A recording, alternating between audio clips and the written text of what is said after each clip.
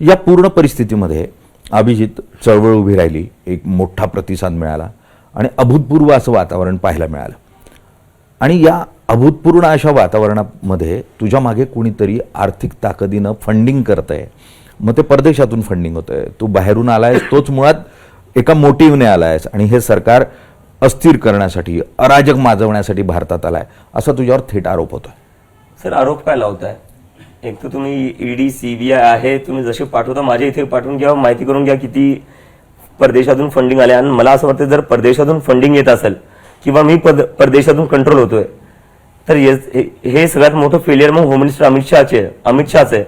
चाणक्य असताना कस काय कुठून बाहेरची ताकद भारतात असं काही करू शकते, ते क्लिअर कट त्यांचं फेलियर आहे. मग पण हा पण एक आरोप लावला जातो की ठीक आहे, बाहेरून ताकद नसली तर तुला आतून विरोधी पक्ष जो आहे तो तुझ्या मागे उभा राहतो आणि विरोधी पक्ष तुला ताकद देण्याचा प्रयत्न करतो.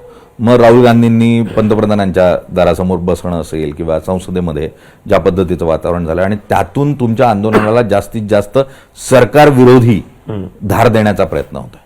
सरकार विरोधी तर आंदोलनच होतं, कारण की सरकारमुळेच पेपर फुटी झालेली आहे, सरकारमुळेच 20 पेक्षा जास्त मुलांची आत्महत्या झालेली आहे. आणि 20 तारखेचा जो ऑर्डर होता लहान मुलांना मारायचा, त्यांचे डोकं फोडायचं, 12-12 वर्षाच्या मुलींचे डोके फोडण्यात आलेली आहे, कपडे फाडण्यात आलेले, मेल पोलीस ऑफिसर्सनी मुलींचे कपडे फाडून त्यांना मारलेले. तर हे सरकारच्याच ऑर्डरवर झालेलं आहे. तर सरकार विरोधात आमचं आंदोलनच होतं. पण आता सरकार ज्यांची आहे त्यांच्याशी आमचं काय पर्सनल भांडण आहे का? उद्या तुम्ही नसाल, तुमच्या जागी दुसरं कोणी येऊ, आम्ही त्या सरकार विरोधात आंदोलन करू, त्याच्यात काय?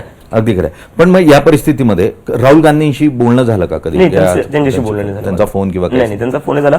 त्यांच्या पार्टीचे लोक आले होते जंतर मंतरवर आणि ते म्हणले होते की आम्ही आंदोलनाला समर्थन करतो, जसं इतर पक्षांनी केलं. आम आदमी पार्टी, शिवसेना झालं, समाजवादी पार्टी झालं, टीएमसी झालं.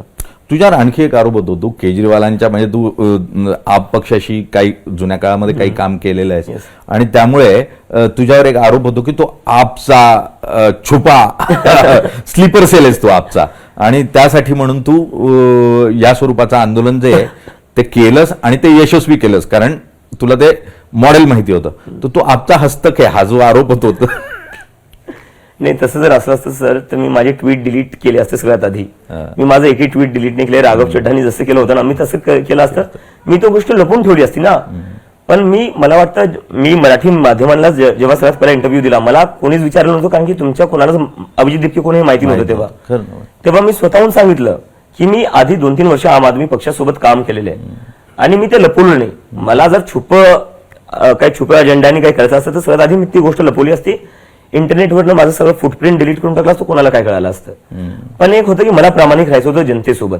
जर मी प्रामाणिक नसेल तर मी दुसऱ्यांना कोणत्या गोष्टीवर शिव्या घालू, तेच आहे ना. आणि दुसरी गोष्ट सर, आम आदमी पक्षासोबत काम केलेलं. आम आदमी पक्ष काय एखादी टेररिस्ट ऑर्गनायझेशन नाहीये. याच देशातला पक्ष आहे, इलेक्शन लढतो, त्याच्यासाठी मी काम केलेलं आहे. ते क्राईम नाही सर. जर मी आज 30 वर्षाचा आहे, 30 वर्षाचा जो युवक आहे तो साहजिकपणे आजपर्यंत कोणत्या ना कोणत्या पक्षाशी अलाइंड असेल, सपोर्ट करत असेल किंवा मत दिलं असेल किंवा कुठे ना कुठे मदत केली असेल. मी तेच केलेलं आहे. जर तुम्ही 30 वर्षाची होईपर्यंत जर तुम्ही पॉलिटिकली अवेअर नसाल किंवा अजिबात पॉलिटिकल नसाल, हे देशासाठी खूप घातक आहे.